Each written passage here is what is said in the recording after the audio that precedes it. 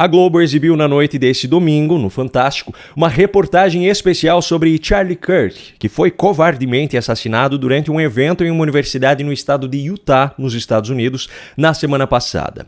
Só que, apesar de ter reconhecido a covardia do ato, a emissora simplesmente omitiu o fato mais importante nessa história. E é isso que eu faço questão de trazer nesse vídeo. Charlie era considerado como um ativista conservador americano de grande influência no país. Ele tinha exatamente a mesma idade que a minha, 31 anos, e deixou uma esposa e 2 filhas pequenas. Tudo isso foi reconhecido na reportagem exibida pela Globo neste domingo, só que a emissora omitiu a influência que ela própria e tantos outros veículos de imprensa têm sobre situações como essa. A vida de Charlie Kirk foi covardemente tirada por Tyler Robinson, de 22 anos de idade. Tyler agora está preso, após ter sido entregue pelo próprio pai, que reconheceu o filho nas imagens que estavam sendo divulgadas e lhe pediu para que se apresentasse à polícia. A dor e a incredulidade que esse pai sentiu naquele momento e sente até agora são inimagináveis. Ao contrário do que muitos podem pensar, Tyler não vinha de uma família de criminosos ou até mesmo de militantes de esquerda. Seus pais eram cidadãos norte-americanos conservadores, cumpridores da lei e dos seus deveres e provavelmente concordavam com Charlie Kirk em muitas coisas. Tyler tirava boas notas e comemorou com a sua mãe quando recebeu a notícia de que conseguiu uma bolsa na universidade, como mostra um vídeo que circula nas redes sociais. Agora, se a criação foi assim, o que poderia ter feito então com que Tyler, aos 22 anos, fosse capaz de assassinar covardemente alguém por conta das suas ideias? Bom, não me parece haver qualquer possibilidade de se tratar de um caso de simples psicopatia, um impulso para matar por simplesmente matar.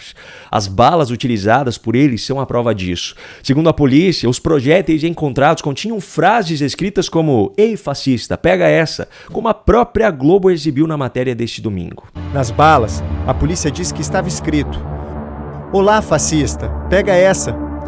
Se você ler isso, você é gay", rindo muito. Bella ciao, bella ciao. Uma canção italiana associada à resistência antifascista durante a Segunda Guerra Mundial. Essa frase, mais do que qualquer outra, mostra o quanto Tyler estava convencido de que eram verdadeiras todas aquelas narrativas que são disseminadas diariamente por militantes de esquerda presentes em diferentes segmentos da sociedade. O Fantástico afirmou na reportagem de ontem que a morte de Charlie Kirk é mais um exemplo do aumento na violência política no país e citou o caso de uma deputada democrata, ou seja, de esquerda, de um governador também democrata e, por fim, brevemente, o atentado contra Donald Trump no ano passado. Perceba que até nos exemplos selecionados para falar sobre o tema, a Globo deu um jeito de manipular a opinião pública.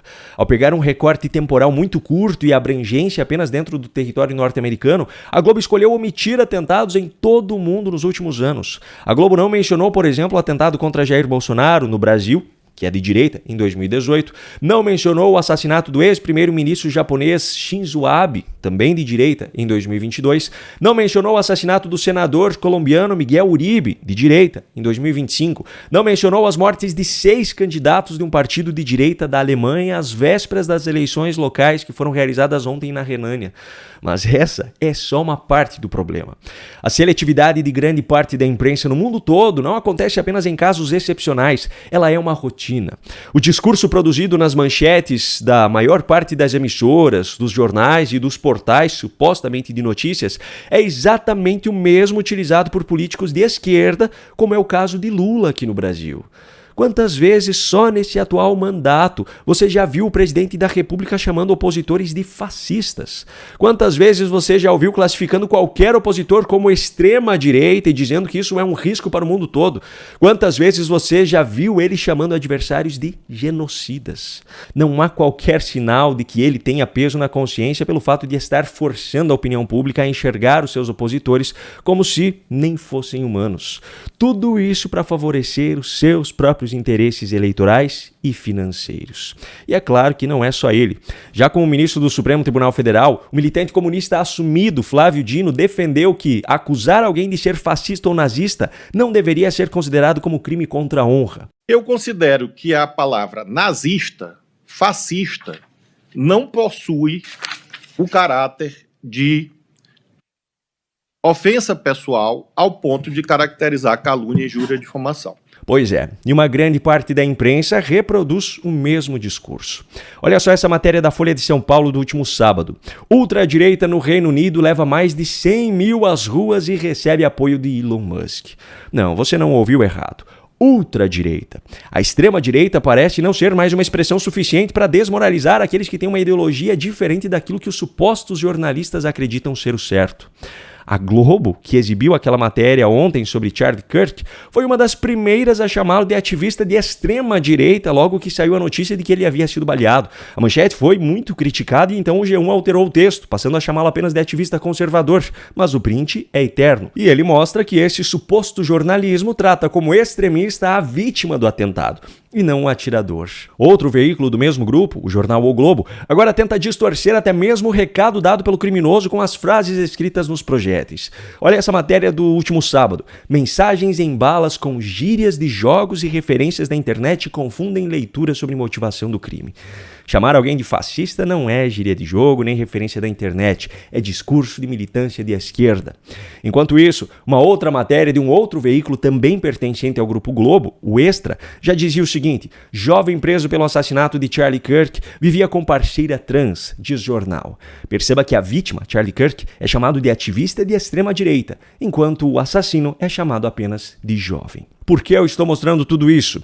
Porque essa mesma imagem de extremista e, consequentemente, de alguém perigoso que a Globo colou em Charlie Kirk após a sua morte foi promovida ao longo dos anos, talvez de forma até pior, por grande parte da imprensa norte-americana também. Assim como essa mesma imprensa militante nos Estados Unidos, no Brasil e no resto do mundo classifica qualquer tipo de conservadorismo hoje como extremista. Você, cidadão que se considera conservador, passa a ser visto como alguém perigoso para a sociedade, para o Estado, para a democracia, para as minorias, etc. Enquanto isso, essa mesma imprensa normaliza o extremismo de esquerda. Quer ver um exemplo disso? Olha essa matéria também da Globo. Marighella é filme do ano com tom nacionalista e emocionante, mas peca nos excessos. O filme em questão é sobre Carlos Marighella, considerado como o inimigo número 1 do regime militar no Brasil. Marighella escreveu o Manual do Guerrilheiro Urbano, um livro onde ele ensinava passo a passo como praticar crimes como assassinatos, emboscadas, sequestros, entre outros, e onde defendia que qualquer civil que naquela época entregasse informações sobre guerrilheiros às autoridades deveria ser morto. Esse livro está até hoje disponível na internet e você consegue encontrá-lo com uma rápida pesquisa no Google. Enfim, esse Marighella foi homenageado com esse filme, dirigido por Wagner Moura, e é classificado pela Globo apenas como político e guerrilheiro. Ele é tratado com esse mesmo heroísmo pelo pessoal do PT, o partido de quem hoje ocupa a presidência da República no nosso país. Mas essa doutrinação não está só na imprensa e só nos discursos de políticos como Lula. Assim como o jornalismo foi ocupado por uma grande parcela de militantes ideológicos que distorcem completamente a função, o meio acadêmico também. Não podemos generalizar, é claro, mas quem frequentou uma universidade sabe bem do que eu estou falando. Alguns professores fazem questão de distorcer a história e ensinar aos acadêmicos apenas a versão que eles consideram a correta. Não à toa, universidades públicas, principalmente federais, estão tomadas por alunos que chamam os próprios pais de fascistas, mas sequer sabem explicar a definição desse termo se forem perguntados. Os pais são fascistas, autoritários, conservadores e extremistas, mas são os mesmos que garantem a comida na mesa e o iPhone no bolso. Marighella, Che Guevara, Fidel Castro, Mao Tse-tung e tantos outros que pregavam a violência são pintados como heróis revolucionários, enquanto pessoas como Charlie Kirk, que defendiam o simples debate, são pintados como extremistas violentos. Eu não estou dizendo que Tyler, o assassino de Charlie, é uma vítima da sociedade. Eu não concordo com essa ideologia defendida pela esquerda. Mas talvez ele seja mais um produto de uma doutrinação doentia que tomou conta do mundo. Tyler pagará pelo crime que cometeu. Afinal, os Estados Unidos são um país muito mais sério do que o Brasil em relação a isso.